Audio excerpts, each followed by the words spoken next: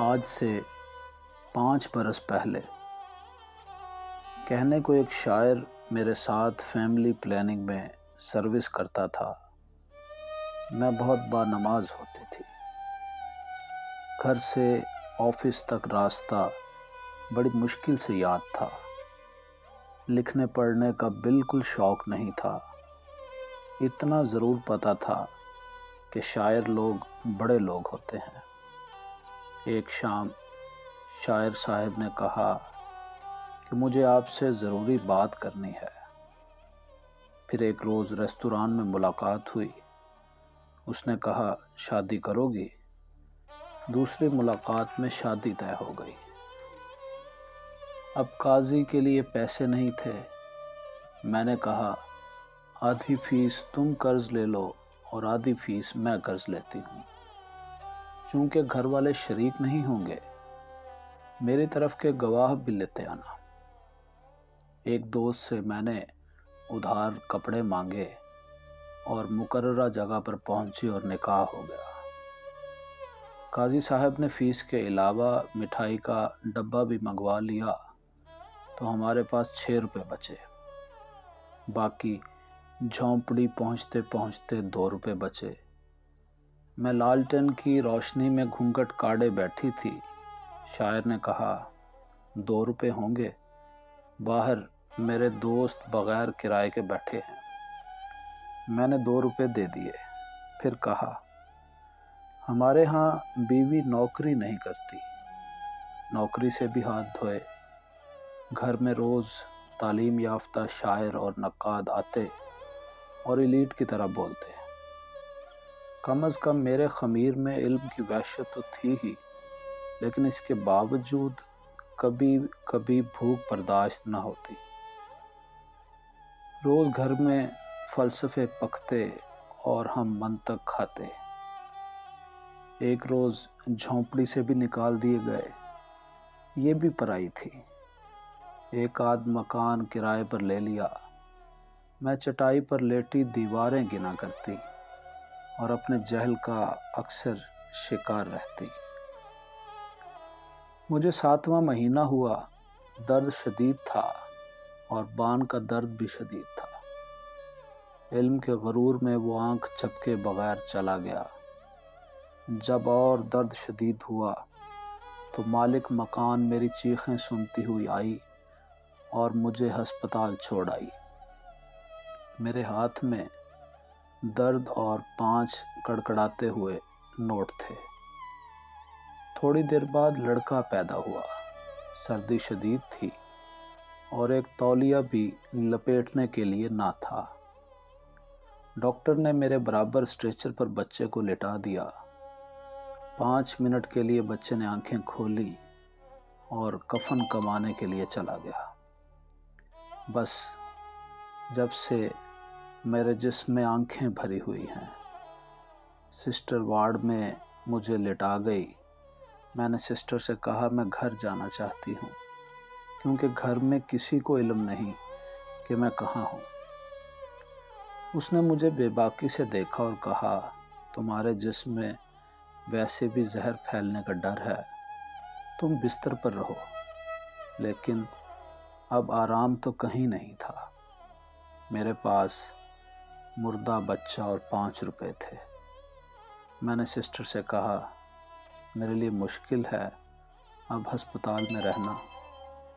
میرے پاس فیس کے پیسے نہیں ہیں، میں لے کر آتی ہوں، بھاگوں گی نہیں۔ تمہارے پاس میرا مردہ بچہ امانت ہے۔ اور سیڑھیوں سے اتر گئی۔ مجھے 105 ڈگری بخار تھا۔ بس میں سوار ہوئی گھر پہنچی۔ میرے پستانوں سے دودھ بہہ رہا تھا۔ میں نے دودھ گلاس میں بھر کر رکھ دیا۔ اتنے میں شاعر اور باقی منشی حضرات تشریف لائے۔ میں نے شاعر سے کہا لڑکا پیدا ہوا تھا، مر گیا ہے۔ اس نے سرسری سنا اور اپنے نقادوں کو بتایا۔ کمرے میں 2 منٹ خاموشی رہی اور تیسرے منٹ گفتگو شروع ہو گئی۔ فرائڈ کے بارے میں تمہارا کیا خیال ہے؟ رابوں کیا کہتا ہے؟ شادی نے کیا کہا، اور وارث شاہ بہت بڑا آدمی تھا۔ یہ باتیں تو روز ہی سنتی تھی، لیکن آج لفظ کچھ زیادہ ہی صاف سنائی دے رہے تھے۔ مجھے ایسے لگا جیسے یہ سارے بڑے لوگ تھوڑی دیر کے لیے میرے لہو میں رکے ہوں، اور رابوں اور فرائڈ میرے رحم سے میرا بچہ نوچ رہے ہوں۔ اس روز علم میرے گھر پہلی بار آیا تھا اور میرے لہو میں کہے لگا رہا تھا، میرے بچے کا جنم دیکھو۔ چنانچہ 1 گھنٹے کی گفتگو رہی اور خاموشی آنکھ لٹکائے مجھے دیکھتی رہی۔ یہ لوگ علم کے نالے عبور کرتے کمرے سے جدا ہو گئے۔ میں سیڑھیوں سے ایک چیخ کی طرح اتری۔ اب میرے ہاتھ میں 3 روپے تھے۔ میں ایک دوست کے ہاں پہنچی اور 300 روپے قرض مانگے۔ اس نے دے دیے۔ پھر اس نے دیکھتے ہوئے کہا، کیا تمہاری طبیعت خراب ہے؟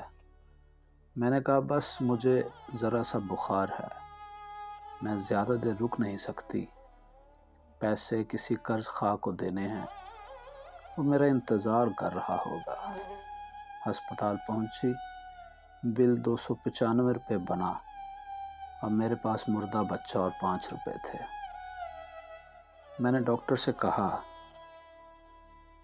آپ لوگ چندہ اکٹھا کر کے بچے کو کفن دیں اور اس کی قبر کہیں بھی بنا دیں، میں جا رہی ہوں۔ بچے کی قبر تو میرے دل میں بن چکی ہے۔ میں پھر دوہری چیخ کے ساتھ سیڑھیوں سے اتری اور ننگے پیر سڑک پر دوڑتی ہوئی بس میں سوار ہوئی۔ ڈاکٹر نے سمجھا شاید صدمے کی وجہ سے میں ذہنی توازن کھو بیٹھی ہوں۔ کنڈکٹر نے مجھ سے ٹکٹ نہیں مانگا اور لوگ بھی ایسے ہی دیکھ رہے تھے۔ میں بس سے اتری، کنڈکٹر کے ہاتھ پر 5 روپے رکھے، چل نکلی، گھر پہنچی۔ گلاس میں دودھ رکھا ہوا تھا، کفن سے بھی زیادہ اجلا۔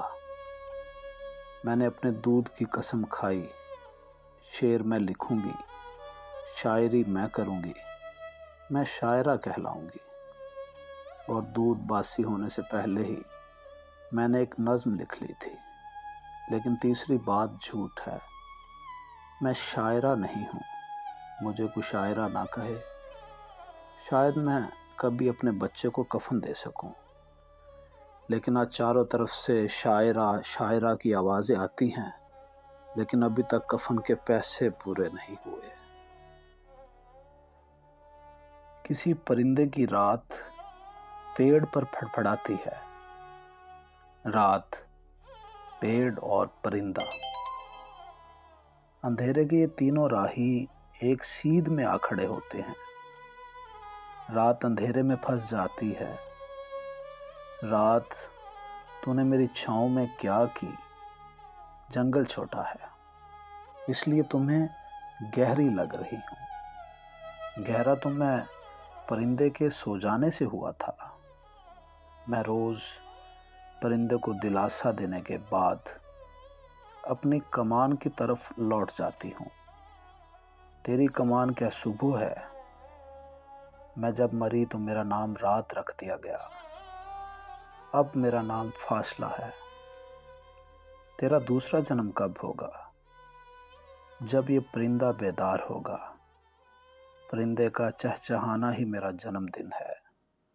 فاصلہ اور پیڑ ہاتھ ملاتے ہیں اور پرندے کی آنکھ کھل جاتی ہے۔